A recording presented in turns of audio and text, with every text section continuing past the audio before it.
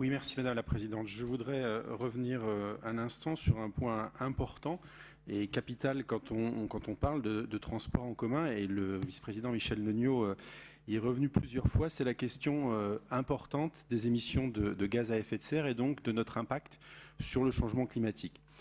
C'est une réalité et plus personne ne la nie, sauf quelques farfelus, mais les activités humaines, nos activités, ont un impact sur le climat et malheureusement, à l'échelle mondiale, malgré des connaissances de plus en plus fines et malgré l'annonce, j'allais dire, de scénarios pessimistes, pour ne pas dire pour certains catastrophistes, en matière à la fois d'augmentation de température et de conséquences sur le fonctionnement global des écosystèmes de la planète, nous, l'espèce humaine, continuons sur une lancée particulièrement mauvaise et, pour tout dire, assez anxiogène.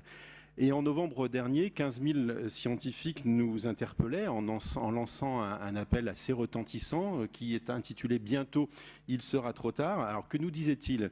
Il nous rappelait qu'en un peu plus de 50 ans, les émissions de gaz à effet de serre étaient passées de 40 à 100 gigatonnes par an et qu'après quelques années de stagnation et de pause, en 2016, les émissions étaient repassées à la hausse.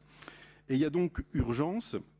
Et tout ce qui peut être fait pour diminuer les émissions de gaz à effet de serre à tous les niveaux, du plus global au plus local, doit être fait. Et au niveau régional, nous sommes impliqués. Nous avons fait, vous le rappelez régulièrement, Madame la Présidente, de la transition écologique et donc de la transition énergétique, un des 3 piliers de notre mandat.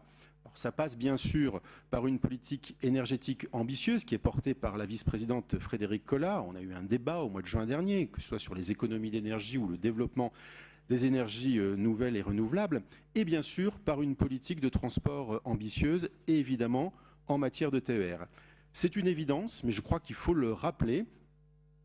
Plus de passagers dans les trains, c'est moins d'usagers de voitures et de conducteurs dans leurs voitures. Alors, bien évidemment pas question de nier l'importance encore de l'utilisation de la voiture, en particulier dans certains territoires, mais il faut tout faire, je reprends les propos du vice-président, pour donner envie de prendre le train et pour permettre au plus grand nombre de bourguignons franc-comtois d'utiliser ce mode de transport.